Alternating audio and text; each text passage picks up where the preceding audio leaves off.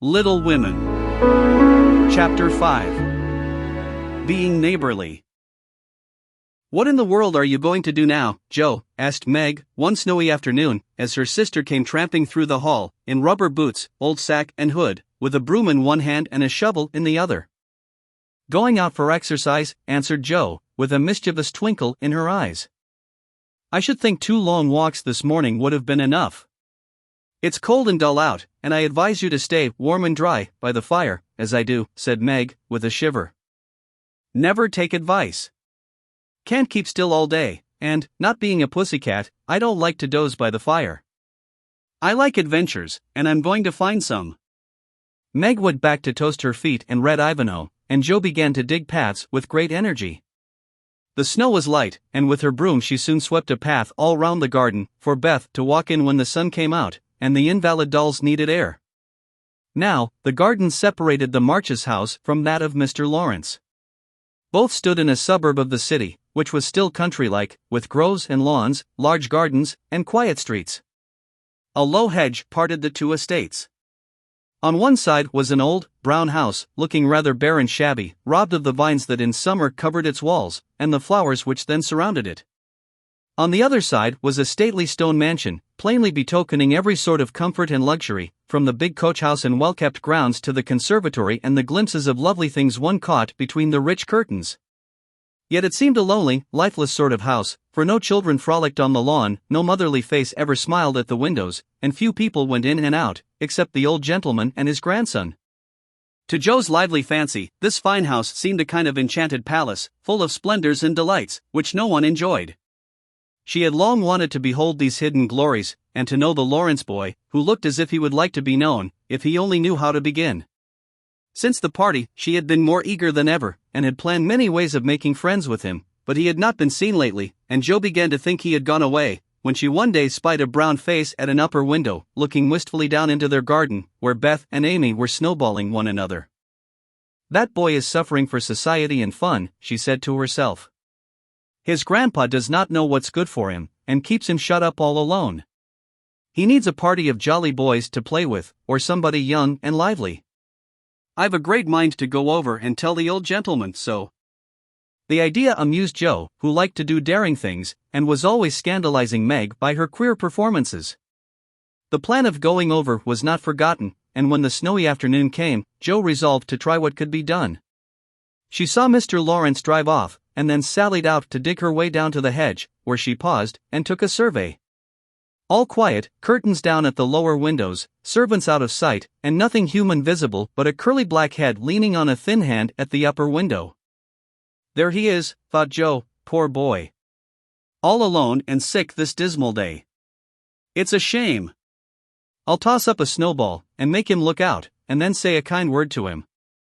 Up went a handful of soft snow, and the head turned at once, showing a face which lost its listless look in a minute, as the big eyes brightened and the mouth began to smile. Joe nodded and laughed, and flourished her broom as she called out, "How do you do? Are you sick?" Laurie opened the window. Laurie opened the window, and croaked out as hoarsely as a raven, "Better, thank you. I've had a bad cold, and been shut up a week. I'm sorry. What do you amuse yourself with?" "Nothing, it's as dull as tombs up here." "Don't you read?" "Not much, they won't let me." "Can't somebody read to you?" "Grandpa does, sometimes, but my books don't interest him, and I hate to ask Brooke all the time." "Have someone come and see you, then." "There isn't anyone I'd like to see. Boys make such a row, and my head is weak." "Isn't there some nice girl who'd read and amuse you?" "Girls are quiet, and like to play nurse." "Don't know any." "You know us," began Joe, then laughed, and stopped. "So I do." "Will you come, please?" cried Laurie. "I'm not quiet and nice, but I'll come, if Mother will let me." "I'll go ask her." "Shut that window, like a good boy, and wait till I come." With that, Joe shouldered her broom and marched into the house, wondering what they would all say to her. Laurie was in a flutter of excitement at the idea of having company, and flew about to get ready, for, as Mrs. March said, he was a little gentleman, and did honor to the coming guest by brushing his curly pate, putting on a fresh collar, and trying to tidy up the room, which, in spite of half a dozen servants, was anything but neat. Presently there came a loud ring, then a decided voice, asking for Mr. Lorry, and a surprised-looking servant came running up to announce a young lady. "All right, show her up, it's Miss Jo," said Lorry, going to the door of his little parlor to meet Jo, who appeared, looking rosy and kind and quite at her ease, with a covered dish in one hand and Beth's 3 kittens in the other. "Here I am, bag and baggage," she said briskly. "Mother sent her love, and was glad if I could do anything for you. Meg wanted me to bring some of her blancmange, she makes it very nicely, and Beth thought her cats would be comforting. I knew you'd laugh at them, but I couldn't refuse, she was so anxious to do something." It so happened that Beth's funny loan was just the thing, for, in laughing over the kits, Lorry forgot his bashfulness, and grew sociable at once. "That looks too pretty to eat," he said, smiling with pleasure, as Jo uncovered the dish, and showed the blancmange, surrounded by a garland of green leaves, and the scarlet flowers of Amy's pet geranium. "It isn't anything, only they all felt kindly, and wanted to show it. Tell the girl to put it away for your tea, it's so simple, you can eat it, and, being soft, it will slip down without hurting your sore throat. What a cozy room this is.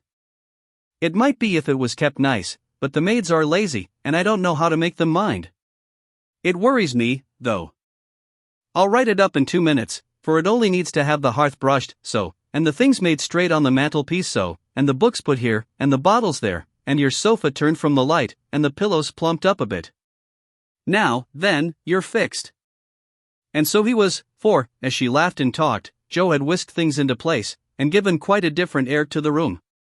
Lorry watched her in respectful silence, and when she beckoned him to his sofa, he sat down with a sigh of satisfaction, saying gratefully, "How kind you are. Yes, that's what it wanted.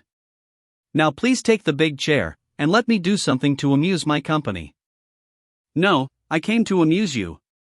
Shall I read aloud?" and Jo looked affectionately toward some inviting books nearby. "Thank you, I've read all those, and if you don't mind, I'd rather talk," answered Lorry. "Not a bit, I'll talk all day if you'll only set me going. Beth says I never know when to stop." "Is Beth the rosy one, who stays at home a good deal, and sometimes goes out with a little basket?" asked Lorry, with interest.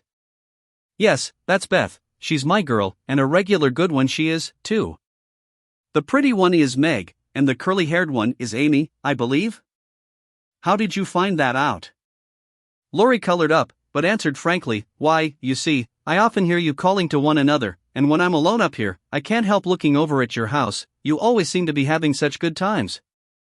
I beg your pardon for being so rude, but sometimes you forget to put down the curtain at the window where the flowers are, and when the lamps are lighted, it's like looking at a picture to see the fire, and you all round the table with your mother, her face is right opposite, and it looks so sweet behind the flowers, I can't help watching it.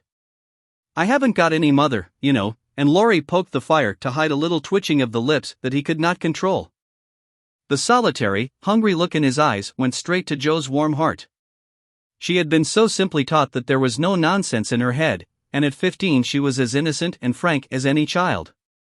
Lorry was sick and lonely, and, feeling how rich she was in home love and happiness, she gladly tried to share it with him.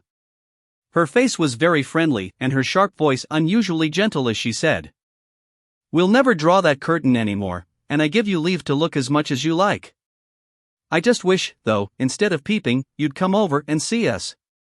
Mother is so splendid, she'd do you heaps of good, and Beth would sing to you if I begged her to, and Amy would dance, Meg and I would make you laugh over our funny stage properties, and we'd have jolly times. Wouldn't your grandpa like you?" "I think he would, if your mother asked him. He's very kind, though he does not look so, and he lets me do what I like, pretty much, only he's afraid I might be a bother to strangers," began Lorry, brightening more and more. "We are not strangers, we are neighbors, and you needn't think you'd be a bother. We want to know you, and I've been trying to do it this ever so long. We haven't been here a great while, you know, but we have got acquainted with all our neighbors but you. You see, Grandpa lives among his books, and doesn't mind much what happens outside. Mr. Brooke, my tutor, doesn't stay here, you know, and I have no one to go about with me, so I just stop at home and get on as I can. That's bad. You ought to make an effort, and go visiting everywhere you are asked, then you'll have plenty of friends, and pleasant places to go to. Never mind being bashful, it won't last long if you keep going. Laurie turned red again, but wasn't offended at being accused of bashfulness, for there was so much goodwill in Joe, it was impossible not to take her blunt speeches as kindly as they were meant. "Do you like your school?" asked the boy, changing the subject, after a little pause, during which he stared at the fire, and Joe looked about her, well pleased. "Don't go to school, I'm a businessman, girl, I mean. I go to wait on my great-aunt, and a dear, cross old soul she is, too," answered Joe.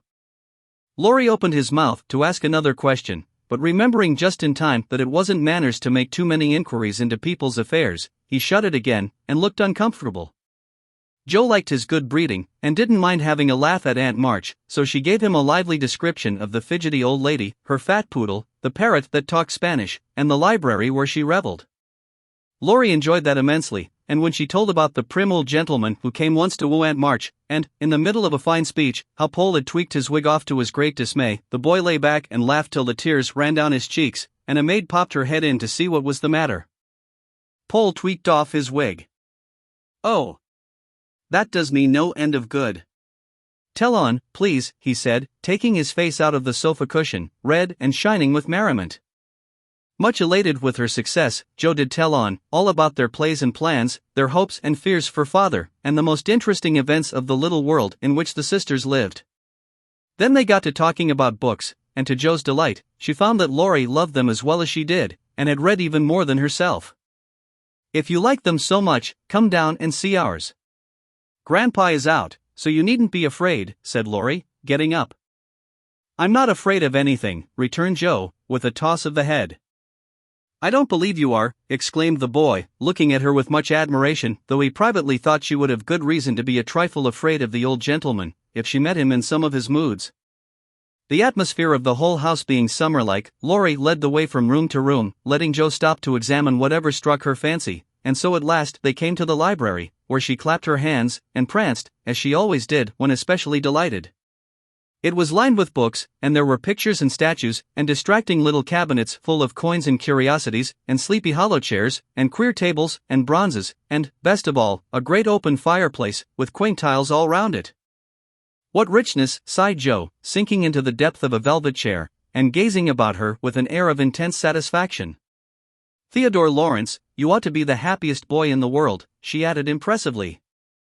"A fellow can't live on books," said Laurie, shaking his head, as he perched on a table opposite. Before he could say more, a bell rung, and Joe flew up, exclaiming with alarm, "Mercy me! It's your grandpa!" "Well, what if it is?" "You are not afraid of anything, you know," returned the boy, looking wicked. "I think I am a little bit afraid of him, but I don't know why I should be." "Marmee said I might come, and I don't think you're any the worse for it," said Joe, composing herself, though she kept her eyes on the door. "I'm a great deal better for it, and ever so much obliged." "I'm only afraid you were very tired talking to me, it was so pleasant, I couldn't bear to stop," said Laurie gratefully. "The doctor to see you, sir," and the maid beckoned as she spoke. "Would you mind if I left you for a minute?" "I suppose I must see him," said Laurie. "Don't mind me. I'm as happy as a cricket here," answered Joe. Laurie went away, and his guest amused herself in her own way. She was standing before a fine portrait of the old gentleman when the door opened again, and, without turning, she said decidedly, "I'm sure now that I shouldn't be afraid of him, for he's got kind eyes, though his mouth is grim, and he looks as if he had a tremendous will of his own. He isn't as handsome as my grandfather, but I like him." "Thank you, ma'am," said a gruff voice behind her, and there, to her great dismay, stood old Mr. Lawrence. Poor Joe blushed till she couldn't blush any redder, and her heart began to beat uncomfortably fast as she thought what she had said. For a minute a wild desire to run away possessed her, but that was cowardly, and the girls would laugh at her, so she resolved to stay, and get out of the scrape as she could. A second look showed her that the living eyes, under the bushy gray eyebrows, were kinder even than the painted ones, and there was a sly twinkle in them, which lessened her fear a good deal. The gruff voice was gruffer than ever, as the old gentleman said abruptly, after that dreadful pause, "So you're not afraid of me, hey?" "Not much, sir." "And you don't think me as handsome as your grandfather?" "Not quite, sir." "And I've got a tremendous will, have I?" "I only said I thought so." "But you like me, in spite of it?" "Yes, I do, sir."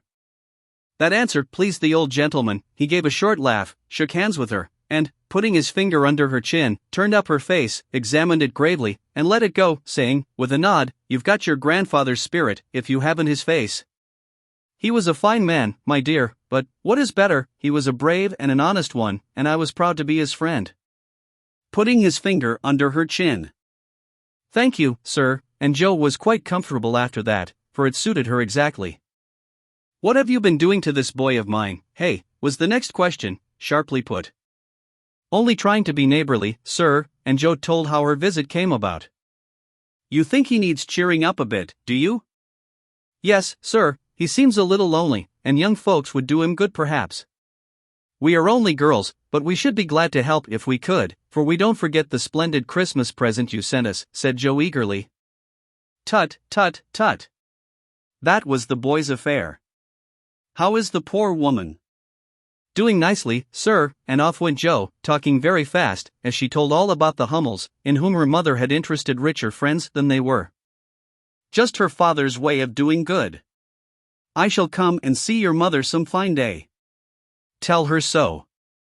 There's the tea bell, we have it early, on the boy's account. Come down, and go on being neighborly. If you'd like to have me, sir. Shouldn't ask you, if I didn't," and Mr. Lawrence offered her his arm with old-fashioned courtesy. What would Meg say to this, thought Jo, as she was marched away, while her eyes danced with fun as she imagined herself telling the story at home. "Hey! Why, what the dickens has come to the fellow?" said the old gentleman, as Laurie came running downstairs, and brought up with a start of surprise at the astonishing sight of Jo arm in arm with his redoubtable grandfather. "I didn't know you'd come, sir," he began, as Jo gave him a triumphant little glance. "That's evident, by the way you rack it downstairs. Come to your tea, sir, and behave like a gentleman," and having pulled the boy's hair by way of a caress, Mr. Lawrence walked on, while Laurie went through a series of comic evolutions behind their backs, which nearly produced an explosion of laughter from Jo. The old gentleman did not say much as he drank his 4 cups of tea, but he watched the young people, who soon chatted away like old friends, and the change in his grandson did not escape him. There was color, light, and life in the boy's face now, vivacity in his manner, and genuine merriment in his laugh. "She's right, the lad is lonely. I'll see what these little girls can do for him," thought Mr. Lawrence, as he looked and listened. He liked Jo, for her odd, blunt ways suited him, and she seemed to understand the boy almost as well as if she had been one herself. If the Lawrences had been what Jo called prim and poky, she would not have got on at all, for such people always made her shy and awkward, but finding them free and easy, she was so herself, and made a good impression. When they rose she proposed to go, but Laurie said he had something more to show her, and took her away to the conservatory, which had been lighted for her benefit. It seemed quite fairy-like to Jo, as she went up and down the walks, enjoying the blooming walls on either side, the soft light, the damp sweet air, and the wonderful vines and trees that hung above her, while her new friend cut the finest flowers till his hands were full. Then he tied them up, saying, with the happy look Jo liked to see, "Please give these to your mother, and tell her I like the medicine she sent me very much. Please give these to your mother." They found Mr. Lawrence standing before the fire in the great drawing-room, but Jo's attention was entirely absorbed by a grand piano, which stood open. "Do you play?" she asked, turning to Laurie with a respectful expression. "Sometimes," he answered modestly. "Please do now. I want to hear it, so I can tell Beth." "Won't you first?" "Don't know how, too stupid to learn, but I love music dearly." So Laurie played, and Jo listened, with her nose luxuriously buried in heliotrope and tiroses. Her respect and regard for the Lawrence boy increased very much, for he played remarkably well, and didn't put on any airs. She wished Beth could hear him, but she did not say so, only praised him till he was quite abashed, and his grandfather came to the rescue. That will do, young lady.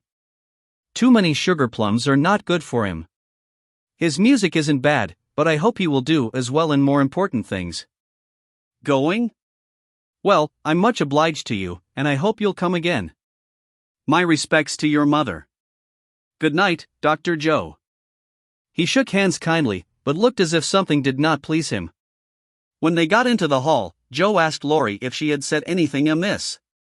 He shook his head. "No, it was me, he doesn't like to hear me play." "Why not?" "I'll tell you some day." John is going home with you, as I can't. No need of that, I am not a young lady, and it's only a step. Take care of yourself, won't you? Yes, but you will come again, I hope? If you promise to come and see us after you are well. I will. Good night, Laurie. Good night, Joe, good night. When all the afternoon's adventures had been told, the family felt inclined to go visiting in a body, for each found something very attractive in the big house on the other side of the hedge. Mrs. March wanted to talk of her father with the old man who had not forgotten him, Meg longed to walk in the conservatory, Beth sighed for the grand piano, and Amy was eager to see the fine pictures and statues. Mother, why didn't Mr. Lawrence like to have Laurie play? Asked Joe, who was of an inquiring disposition. I am not sure, but I think it was because his son, Laurie's father, married an Italian lady, a musician, which displeased the old man, who was very proud. The lady was good and lovely and accomplished, but he did not like her, and never sought his son after he married. They both died when Laurie was a little child, and then his grandfather took him home. I fancy the boy, who was born in Italy, is not very strong, and the old man is afraid of losing him, which makes him so careful. Laurie comes naturally by his love of music, for he is like his mother, and I dare say his grandfather fears that he may want to be a musician. At any rate, his skill reminds him of the woman he did not like, and so he glowered, as Joe said. Dear me, how romantic, exclaimed Meg. How silly, said Joe. Let him be a musician, if he wants to, and not plague his life out sending him to college, when he hates to go. That's why he has such handsome black eyes and pretty manners, I suppose. Italians are always nice, said Meg, who was a little sentimental. What do you know about his eyes and his manners? You never spoke to him, hardly, cried Joe, who was not sentimental. I saw him at the party, and what you tell shows that he knows how to behave. That was a nice little speech about the medicine mother sent him.